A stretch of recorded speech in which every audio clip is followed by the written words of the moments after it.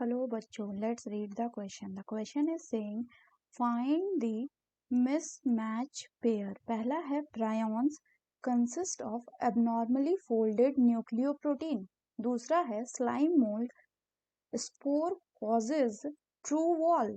तीसरा है pellicle proteinaceous. चौथा है bacteria produce spores in unfavorable condition. तो आइए देखते हैं हम इसका की कंसेप्ट. तो अगर हम बात करें इसके की कंसेप्ट की, तो बच्चों इसका की कंसेप्ट क्या हो जाएगा? इसका की कंसेप्ट हो जाएगा न्यूक्लियोप्रोटीन. न्यूक्लियोप्रोटीन. तो अगर हम बात करें बच्चों कि न्यूक्लियोप्रोटीन क्या होता है, अगर हम न्यूक्लियोप्रोटीन की बात करें तो ये होता है आपका complex. These are the complex of nucleic acid and proteins. और ऐसा हमें देखने को किस में मिलता है? ऐसा हमें देखने को मिलता है in case of the viruses. यहाँ पे ये जो न्यूक्लिक एसिड हो सकता है, ये क्या हो सकता है? ये डीएनए भी हो सकता है या फिर ये आपका आरएनए भी हो सकता है. अब अगर हम गिवन क्वेश्चन की बात करें बच्चों, तो क्वेश्चन में क्या बोला गया? पहले बोला गया है प्रायोन्स. तो अगर हम बात करें कि प्रायोन्स क्या होते हैं, तो प्रायोन्स जो होते हैं जनरली ये होते हैं आपका एबनॉर्मली फोल्डेड प्रोटीन्स. ध्यान रखिएगा, एबनॉर्मली फोल्डेड प्रोटीन्स, ना कि न्यूक्लियोप्रोटीन. न्यूक्लियोप्रोटीन में क्या होगा? न्यूक्लिक एसिड प्लस प्रोटीन होगा. न्यूक्लियोप्रोटीन पार्ट होता है किसका? वायरस का.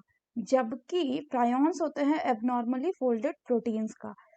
दूसरा बोला गया है आपका स्लाइम मोल्ड्स. तो अगर हम स्लाइम मोल्ड्स की बात करें, तो जो स्लाइम मोल्ड्स होते हैं बच्चों, ये किस में आते हैं? ये आते हैं आपके प्रोटिस्टा में. जनरली ये कैसे प्रोटिस्टा होते हैं? जनरली ये होते हैं आपके सेप्रोफाइटिक प्रोटिस्ट. और इनके पास क्या होता है अगर हम बात करें, तो ड्यूरिंग अनफेवरेबल कंडीशन इनका जो प्लाज्मोडियम होता है, मतलब कि एग्रीगेशन, ये एग्रीगेशन बना लेते हैं जिसको हम प्लाज्मोडियम बोलते हैं.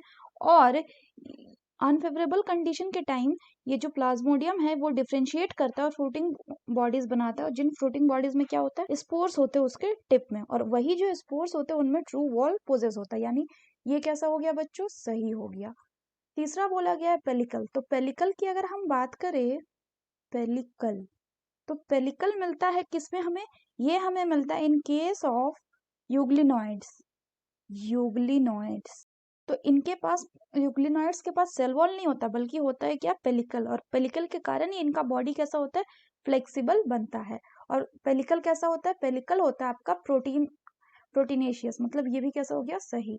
चौथा बोला गया है कि बैक्टीरिया जो है वो अनफेवरेबल कंडीशन में स्पोर प्रोड्यूस करता है. तो ये भी बिल्कुल सही है कि जनरली अनफेवरेबल कंडीशन में बैक्टीरिया क्या करता है? स्पोर फॉर्मेशन करता है. हमें क्या देखना है बच्चों? हमें देखना है कि मिसमैच कौन सा, यानी गलत कौन सा है.